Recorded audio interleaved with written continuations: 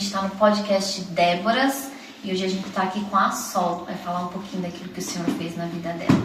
Amém. Ontem, quando a Suzy me mandou mensagem, eu olhei para ele e falei assim, meu Deus, já liguei para ele, né? Aí eu falei assim, amor, a Suzy pediu para mim compartilhar, e agora, o que eu falo? E aí eu levei alguns puxões de orelhas do Senhor, né? Porque eu falei assim, poxa, não tem aquele testemunho, aquela coisa, aquele negócio, né? Enfim. E aí o Senhor falou assim pra mim, aprenda a olhar pra sua história com singularidade. Você é única, a sua história é a sua história, você não tem que levar comparações. É pra mim, Senhor. E eu falei, tá, Senhor, e aí? O que eu vou falar? Porque acaba envolvendo outras pessoas, né? Querendo ou não vou citar nomes, enfim, mas antes de me encontrar com o Senhor, eu passei por alguns processos e pra trazer um pouco de resumo assim, quando eu era jovem, eu tava lá nos meus 17 para 18 anos, na entrada da escola, que foi, né, só pra introdução, me ofereceram uma champanhe consagrada e eu não sabia, na inocência tomei, né, molecada ali e tal, na porta da escola. E após isso, o negócio começou a estreitar. E aí foi onde eu comecei a ter experiências espirituais, não de uma maneira boa, mas com a parte das trevas, né? E comecei a ver coisas, comecei a entrar em profundidades do mundo do espírito que eu jamais achei que existisse, enfim. E aí, por um tempo, achei que eu tava meio doida, né? E aí tive experiências com demônios e eu sempre fui católica, né? Desde a infância, aquela coisa toda, minha mãe também. Fiz a primeira Eucaristia, aquela coisa, só que eu não tinha discernimento e revelação, né, das coisas espirituais, porque não me explica, né? E aí, até que um belo dia, acharam uma irmãzinha do coque, glória a Deus por isso, e ela foi na minha casa, porque a minha mãe ficava com texto, a Fabiana rezava Maria, Ave Maria, Ave Maria, e um monte de coisa e nada acontecia. E até que um dia, a minha cunhada falou assim, bom, eu tenho uma tia que ela é cristã e ela sabe mexer com esses negócios aí. E aí essa tia dela foi lá na minha casa, ela orou por mim e tipo assim, gente, foi questão de 5 minutos, de sério, né, porque eu não tava vendo nada. Ela orou por mim e eu fui liberta na hora. E isso foi 6 meses após eu ter tomado essa champanhe, eu vomitei a champanhe nos pés da mulher. Nossa. Literalmente, e a Fabiana é testemunha, porque ela tava lá e ela desacreditou, porque realmente, tipo assim, era aquela espuma com cheiro de champanhe. Nossa. Imagina, 6 meses depois? Enfim, e ali começou o meu processo, né, de cura e aquela coisa toda. E eu estava me relacionando com uma pessoa, né, cheguei a morar junto e tudo mais. Engravidei dessa pessoa, só que com 6 meses eu perdi o bebê. E aí, com uns 3 meses que eu perdi o bebê, eu descobri que ele me traiu. Então eu me separei dele, voltei pra casa da minha mãe, aquela loucura toda.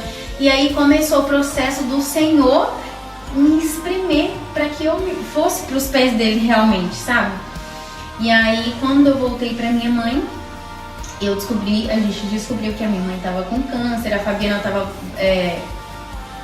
passando por um processo de depressão, de síndrome do pânico. Então assim, a perca do bebê, separação, a doença da minha mãe, a Fabiana, né, meio, enfim. E aí me encontrei com o Senhor. Uma vizinha minha me chamou para ir para a igreja e olha que engraçado, porque os crentes passavam por mim. E eu nunca fui daquela, tipo assim, que não aceitava. Eu, pelo contrário, eu ficava doida pra vir um trem cheio do Espírito Santo, né? Orar, falar uma revelação, um trem assim. Mas nunca vinha. As pessoas só vinham e falavam assim, Jesus te ama, jovem, Deus tem uma grande vida na sua vida. Eu falei, que mais, né? E aí, né? Enfim, aí ela me chamou pra ir num culto. E eu aceitei, que já tava toda quebrada, moída, né? Enfim, não tinha mais nem o que fazer da vida. Falei, amém, vou, né? Vamos ver o que dá. E quando eu fui nesse culto, o Senhor usou uma pessoa pra falar. E ela começou a declarar várias coisas. E ela falou que Deus iria restituir a minha vida, que tudo que eu perdi, tudo que Satanás roubou, Deus ia restituir. E eu chorei, né? Aquela lamúria toda. Mas assim, voltei pra casa meio sem acreditar, tipo assim, ok, tá, vai consertar. Essa bagunça toda vai consertar. Não vai, né? Deixei.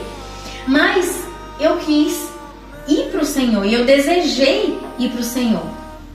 E aí, eu me lancei nos pés do Senhor, literalmente, sem desejar nada em troca, que Ele me desse, sei lá, um marido ou restaurasse o meu relacionamento, enfim. E aí, entramos no processo da minha mãe, da doença. Quem conhece, quem já teve câncer, é bem complicado. E aí o médico falou assim, e eu recém-convertida, tinha pouco tempinho, o médico chega e fala pra gente assim, olha, eu não sou Deus pra falar, mas a sua mãe, ela tem no máximo 6 meses de vida, através da medicina. Aí a gente já fica sem as pernas, já fica mole, já não sabe mais o que fazer. E nesse dia eu tava com ela e ela foi pra uma sala separada e não podia, já internou, né?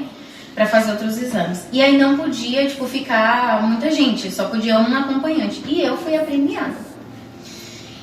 E voltando pra minha vida, né? E aí, fui lá, conversei com a minha mãe e tal, e aí a minha irmã me liga e fala assim, olha, você tem que falar pra mãe aceitar Jesus, porque a gente sabe quando que ela vai morrer, então você que tem que falar. E tá lá eu, né, sem saber de nada, e agora? Eu falei, como que eu faço, né? Qual que é a cartilha pra me seguir? E aí, o pastor me ligou, a gente conversou, e ele foi me instruindo e tal.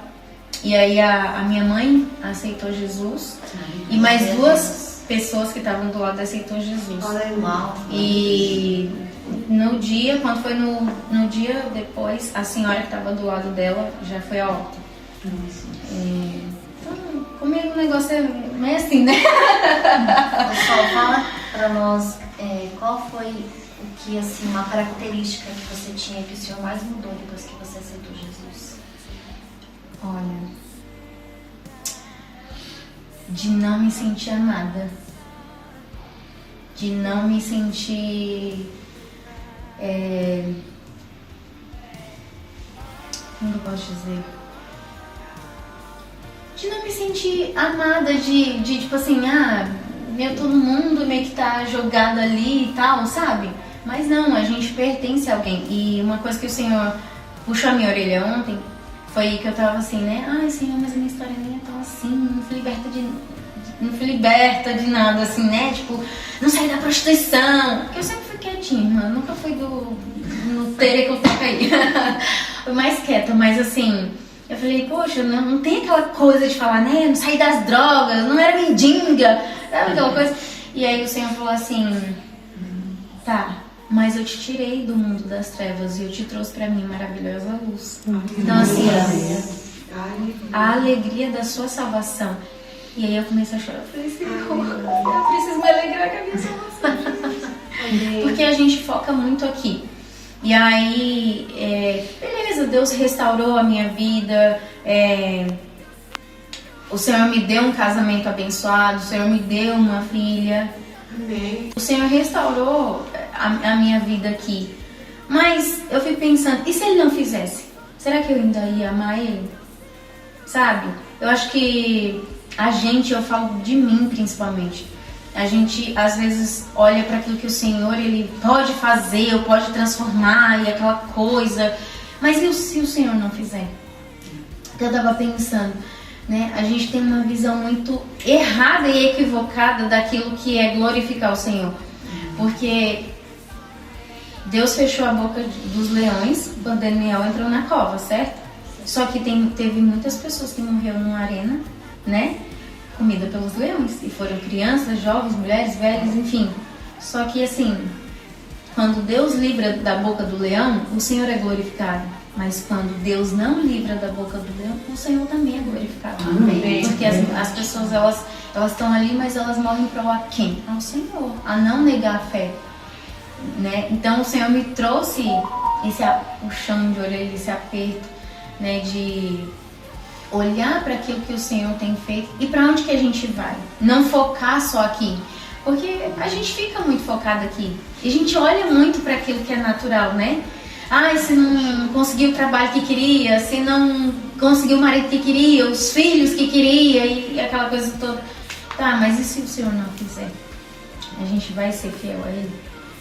Né? Ele continua sendo o mesmo se ele não fizer, né? Sim. Amém.